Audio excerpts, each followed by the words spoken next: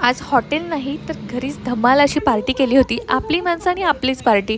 जेवण आहे ना चुलीवरती केलं होतं, त्यामुळे ना कुठल्याही 5 स्टार हॉटेलला फिकं पडेल असं जेवण केलं होतं मामींनी आणि खरंच अप्रतिम झालं होतं. तर इथे आहे ना नॉनव्हेजचा बेत होता. तर अचानक मामाच्या गावी झालं होतं 2 दिवसांसाठी एक कार्यक्रम होता आणि त्या कार्यक्रमानंतर आम्ही मामाच्या गावी गेलो होतो. त्यामुळे ना मामाच्या गावी गेल्यानंतर मामीने ना मस्तपैकी असा नॉनव्हेजचा बेत केला होता. चिकनचा रस्सा, सुकं चिकन आणि चुलीवरच्या गरमागरम भाकरी.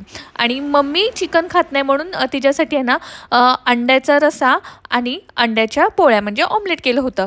तर हे बघा इथे ना रेसिपीचा आहे ना डिटेल व्हिडिओ आहे ना मी ऑलरेडी मोठा व्लॉग मी चॅनलवरती अपलोड केलेला आहे. तर नक्की जाऊन चेक करा की झणझणीत असा चिकनचा रस्सा मामीने चुलीवरती किती छान बनवलेला आहे आणि कोणत्या पद्धतीने बनवलेला आहे, कारण का माझ्यापेक्षा त्यांची पद्धत थोडी वेगळी होती. तर हे बघा एवढा छान स्मेल येत होता ना आणि थंडी वाजत होती, त्यामुळे ना असं चुलीच्या बाजूला बसून थोडंसं शेकायला भारी वाटत होतं.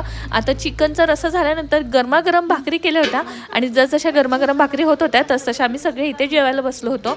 आणि बऱ्याच दिवसांनी असं नॉनव्हेजची पार्टी केली होती मामांच्या इकडे आणि त्यामुळे खूप भारी वाटत होतं. बाहेर ओट्यावरती बसून, मामाचे हे जुनं घर आहे आणि पूर्वी आहे ना आम्ही इथेच असं जेवण चुलीवरती झालं की लगेच जेवायला बसायचो. पण आता नवीन घरी आहे ना तिथे चुलीवरती जेवण बनत नाही, त्यामुळे बघा इथे बऱ्याच दिवसांनी इथे चुलीवरचं जेवण खाल्लं होतं. बाहेर असं चंद्राचा छान प्रकाश पडला होता आणि बघा जेवण झाल्यानंतर लगेचच वॉकिंग करायला गेली होती मी समोरच आणि श्रीशाला एवढं भारी वाटत होतं ना मम्मा वॉकिंग करता करता किती छान चांदू मामा दिसतोय म्हणून, त्यामुळे ती खूप खुश होती. जेवण झाले की स्वरूप लगेच झोपला आणि त्यानंतर आहे ना हा नेक्स्ट डेचा व्हिडिओ आहे.